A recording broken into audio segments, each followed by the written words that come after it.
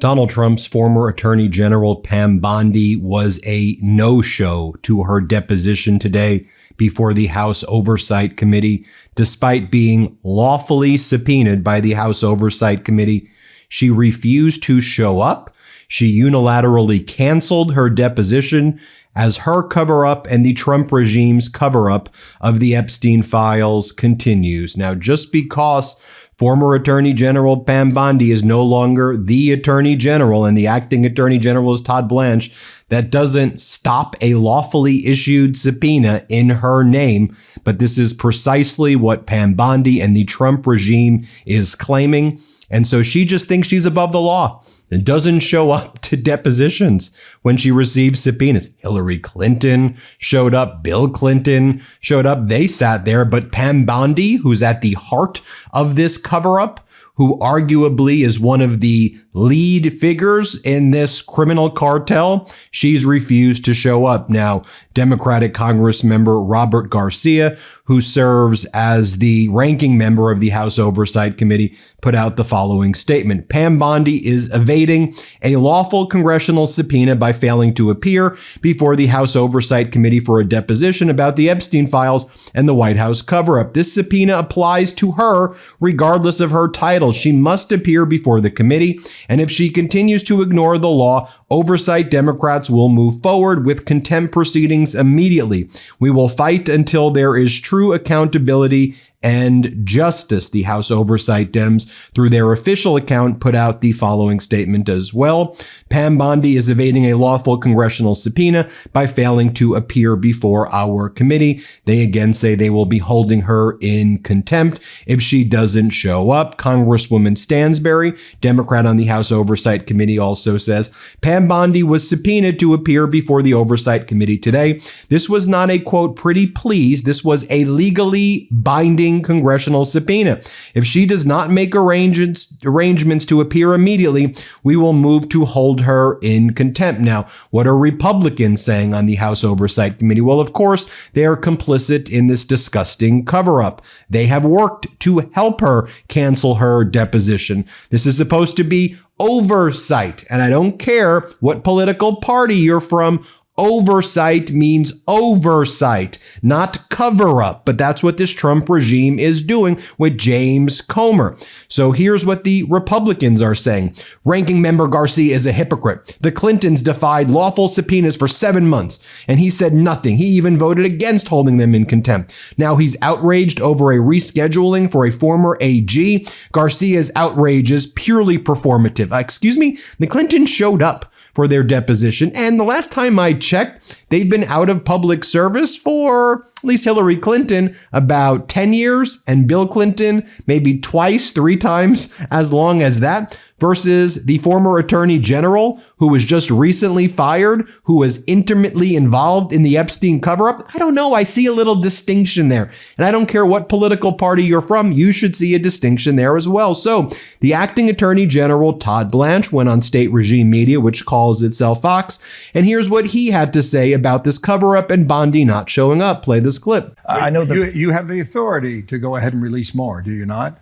And you have the authority to go to Congress, perhaps? No, we have released everything. So listen, we reviewed 6 million pieces of paper. What we released was anything associated with the Epstein files. So there, we are not sitting on a single piece of paper. Nothing that should be released. If we find something else tomorrow, we'll release it. I don't anticipate we will. So the misguided assumption that there is more to be released is because we reviewed millions and millions of pages within the department, millions of which had nothing to do with Epstein. So it's not as if we looked at a document and said, you know, we're not going to release that. If we didn't release it, it's because it was not responsive to the law and therefore not part of the Epstein files. He also said this about Melania Trump. Let's play it. Well, last week, the First Lady dropped a bomb at the White House. Here's Melania Trump at the White House talking about the Epstein files.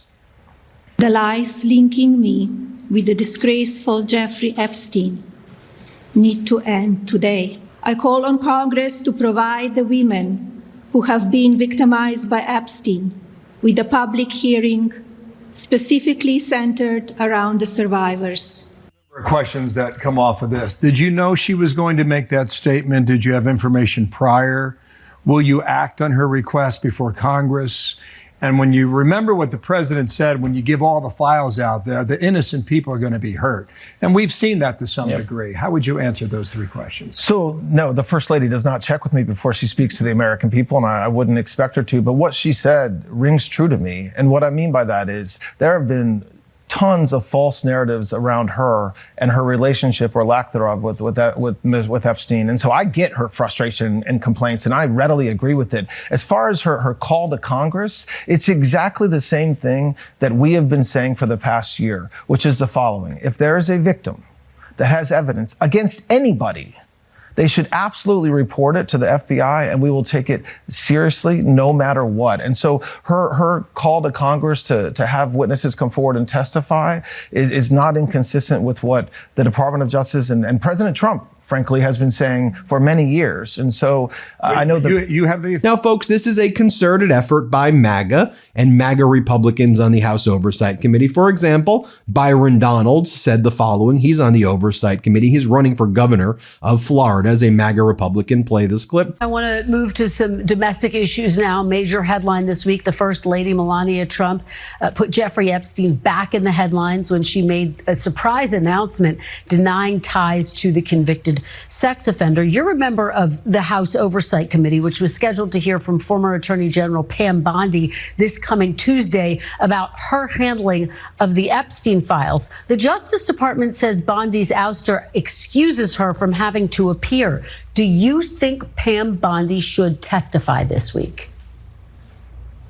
Look, I don't actually at this point, I don't really think so. Now that she's a former Attorney General of the United States. Well, Hillary Clinton, hold on, Hillary Clinton wasn't in office and she testified. Well, let me be very clear. We're going to be continuing with our investigations into this matter. The Oversight Committee has been steadfastly working on this, also with survivors who chose to come forward to bring more information.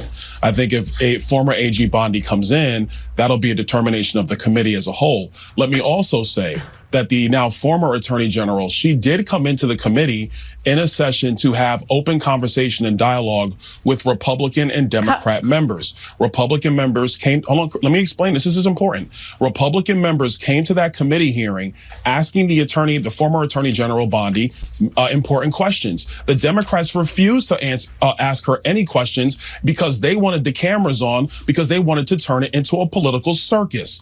And I was in that room and disgusted, quite frankly, because you had members on the Democrat side of the aisle who had ample ability to question former AG Bondi, and they refused because the cameras weren't on. Congressman, we're almost... Let's not forget, during his opening press conference as acting Attorney General, here's what Todd Blanche had to say. Now former Attorney General Bondi was facing a subpoena from the House Oversight Committee. Do you expect that she will comply with that, or will this administration, will the Justice Department invoke some sort of privilege to block her from testifying? So look, as everybody knows, the Attorney General and I went to the House Oversight a few weeks ago. We answered every single question asked for a couple hours. What happens now that she's the former Attorney General and there's the subpoena out there is I think I'll leave to Chairman Comer and others to figure out. I don't have an answer to that. You won't be invoking a privilege or anything. Excuse me? You won't invoke any kind of privilege to block. No, I definitely did not say that. I said I will leave it to Chairman Comer to work out with others. I just don't have an answer for you. But I'm not committing to anything. I'm just saying I don't know. Go ahead. More from Todd Blanche here as well. In the coming days. Lost her job though because she was not successful in that pursuit. You read the same exact communication from the president that I did. Pam Bondi is a trusted friend of President Trump's, will remain so. And no, nobody has any idea why the Attorney General is no longer the Attorney General and I'm the acting Attorney General, except for President Trump. And here's what Ro Khanna had to say about Pam Bondi. Let's play it. The top Democrat on the House Oversight Committee says he still wants to hear from Pam Bondi with her deposition scheduled for April 14th. Do you think Pam Bondi still needs to come and testify, even though she is now a private citizen, Congressman? Yes. I mean, if we could chase Hillary Clinton, who hasn't been in office for 20 years, certainly we can get Pam Bondi to explain why she covered up documents, why we haven't had prosecutions. But, Kristen, the most important thing is there need to be two tests for this next Attorney General. First, the Senate needs to fight to make sure that they commit to releasing all Epstein files with no redactions other than survivors. And second, they need to begin investigations and prosecutions. There are people like Les Wexner and Leon Black who have allegedly have such horrific abuse and there has not been any investigation. Let's also reflect on the fact that when Pam Bondi a few weeks back, about a month and a half ago or so, decided that she was going to show up before the House Oversight Committee voluntarily, not under oath, and just spew Trump talking points, and Democrats objected to it because they said, you're under subpoena. Don't try to use this as a pretext to blow up your subpoena because we know you're terrified to testify under oath, Pam Bondi. And she's like, I will follow the law. I will follow the law. Here, play this clip. Sure. Earlier this month, a bipartisan group of lawmakers on the House Oversight Committee voted to subpoena you to appear for a closed-door deposition.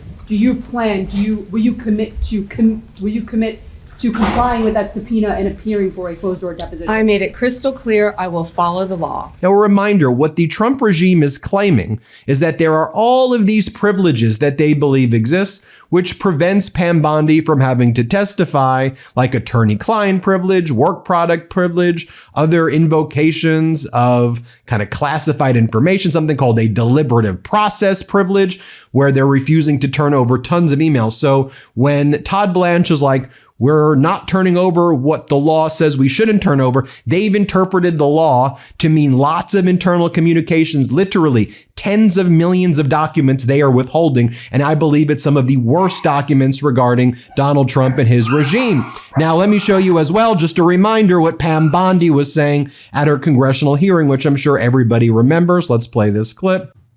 The Dow is over $50,000. I don't know why you're laughing. You're a great stock trader, as I hear, Raskin. The Dow is over 50,000 right now. The S&P at almost 7,000. And the NASDAQ smashing records. Americans' 401ks and retirement savings are booming. That's what we should be talking about. We should be talking about making Americans safe. We should be talking about, what does a Dow have to do with anything? That's what they just asked. Are you kidding? Mr. Jordan, Mr. Jordan. Committee will be in order. Mr. Jordan, am I going to get an extra 45 seconds added to my time? The committee will be in order. The time belongs to the gentleman from Texas. Ms. Bondi, the Attorney General can respond. Thank you. The Dow has shattered 50,000 for the first time. This is crazy. They said it couldn't be done in 4 years, yet President Trump has done it in 1 year. We caught up with Democratic Congresswoman Ansari the other day, and here's what she said. Congresswoman, are you concerned that Trump being compromised by the Epstein files is putting our troops in danger abroad, given that that's what our adversaries are using to put the narrative on the war? I do. I believe that Donald Trump and his administration, including Attorney General Pam Bondi, have been covering up the Epstein files for over a year now, actually. There is a subpoena by the Oversight Committee. There's the Epstein Files Transparency Act. And over and over and over again, we have seen Donald Trump either refuse to release the files, illegally redact names from the files. There are now very serious allegations against him individually from a woman who said that she was sexually abused by him when she was a minor. This is incredibly serious, and I think Donald Trump will do whatever it takes to distract from this. And what do you expect from today? And finally, here's what Donald Trump said before Pam Bondi was fired about how terrific she was. And watch this kind of mafia-style warning that he gave her. Play this clip. Not going to let anything bad happen to this country. Also with us are Attorney General Pam Bondi, who's a terrific person and fan. And she's proving how tough she is, and I think the next 3 years she's going to really prove it, right? Huh? Like these people. Well, there you have it, folks. We'll be keeping on top of this news every step of the way. Hit subscribe. Help us get to 7 million subscribers. And as always, we appreciate you so much. Want to stay plugged in? Become a subscriber to our Substack at MeidasPlus.com. You'll get daily recaps from Ron Filipkowski, ad-free episodes of our podcast, and more exclusive content only available at MeidasPlus.com.